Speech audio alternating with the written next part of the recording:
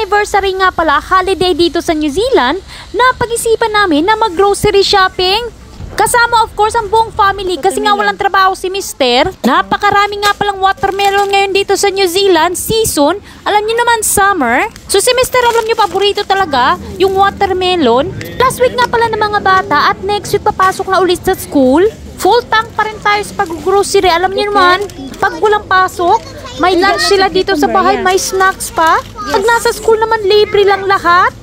May breakfast pang libre. So, maggastos tayo ngayon kasi mga bata nasa bahay. Una-una talagang pinupuntahan namin is yung veggie section at saka yung fruits. Pagkatapos naman yung mga meat. Dahil nga nasa pack and save kami, ito nga pala yung mura. Makakabili ka ng mga meat na makakasave ka talaga sa budget. Pagkatapos naman namin mag-stock up ng mga meat o yung mga karne, dito naman kami sa mga seafood. So, mga frozen lang naman yung seafood nila dito. Mga prawn at saka crab. Yung hindi lang naman frozen is yung tahong. Napakalaki nga pala. Ison din ng tahong kapag summer. Si Mister, paborito talaga yung tahong. Ako talaga medyo nabibulaukan ako sa mga tahong nila. Sobrang laki talaga. Pero napakasarap at fresh na fresh talaga from the sea. So, alam nyo ba dito, merong mga lugar na pwedeng kang kumuha ng mga tahong for free? May limit nga lang, pero at least, libre. So, ikaw nang bahala kung saan ka kukuha ng libreng tahong, kung makakikita ka sa mga beaches. So, kapag nag-grocery ako mag-isa, medyo walang sagabal, pero masaya pa rin kapag buong family, magkasama. Napupuno nga lang naman ng mga bagay-bagay na hindi mo pa alam, yung mga anak mong naglagay, at pagkakita mo sa checkout, masya-shock ka na lang, at may mga bits and pieces na hindi mo naman kailangan.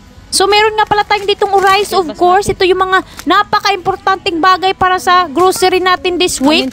Di nawawala yan, spices. At kumuha din ako ng mga crackers for kids. Last stop nga pala natin yung mga snacks.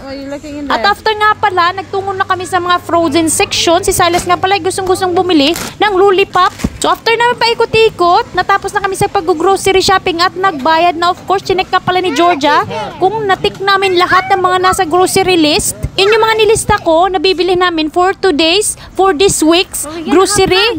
After nga palang magbayad, total nga pala is $350. Nakakuta kami sa aming budget.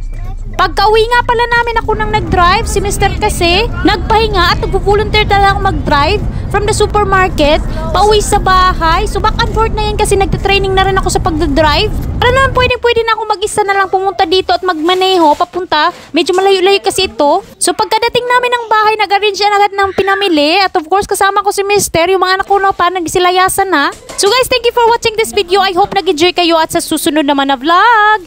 Bye!